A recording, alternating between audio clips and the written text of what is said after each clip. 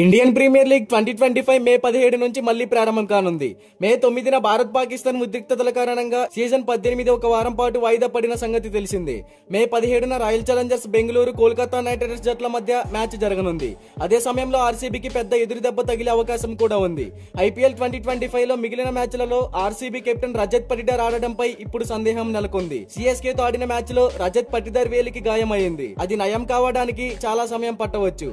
నివేదిక ప్రకారం రజత్ పటిదార్ కోలుకోవడానికి చాలా సమయం పడుతుందని తెలుస్తోంది. ఇంగ్లాండ్ పర్యటన కోసం ఇండియా ఏ జట్టులో కూడా అవకాశం పొందలేడని సమాచారం. ఇప్పుడు రజత్ పటిదార్ ఐపీఎల్ లో ఆడడం కొనసాగిస్తాడా లేదా అనేది చూడాలి. భారత్ పాక్ దేశాల మధ్య సరిహద్దు ఉద్రిక్తతల కారణంగా ఐపీఎల్ ను వారం పాటు నిలిపివేయకపోతే రజత్ పటిదార్ తర్వాత 2 మ్యాచ్ల్లో ఆర్సీబీ తరపున ఆడేవాడు కాదని భావిస్తున్నారు. అయితే రజత్ పటిదార్ తన వేలిని రక్షించుకోవడానికి స్ప్లింట్ ధరించమని వైద్యులు సూచించారు. రాబోయే రోజుల్లో రజత్ పటిదార్ గాయం తగ్గిన తర్వాతే తిరిగి జట్టులోకి రానున్నట్లు తెలుస్తోంది. అదే సమయంలో రజత్ పటిదార్ జట్టు ప్రాక్టీస్ సెషన్ లో బ్యాటింగ్ చేయకుండా నిషేధించబడ్డాడు.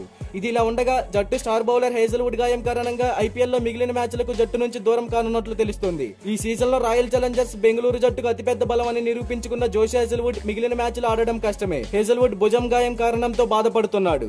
రాబోయే మ్యాచ్ల్లో పాల్గొనడానికి భారత్ కు వచ్చే సూచనలు కూడా కనిపించడం లేదు. ఈ సీజన్ లో అత్యధిక వికెట్లు తీసిన బౌలర్ల జాబితాలో హేజల్వుడ్ 3వ స్థానంలో ఉన్నాడు. హేజల్వుడ్ 18 వికెట్లు పడగొట్టాడు. మే 3న చెన్నై సూపర్ కింగ్స్ జట్టుతో మ్యాచ్ కు దూరం అయ్యాడు. ఈ ఐపీఎల్ సీజన్ లో ఆర్సీబీ మంచి దూకుడుగా రాణిస్తోంది. రాయల్ ఛాలెంజర్స్ బెంగళూరు జట్టు 11 మ్యాచ్లు ఆడగా 8 మ్యాచ్ల్లో విజయం సాధించి 3 మ్యాచ్ల్లో ఓటమి పాలైంది.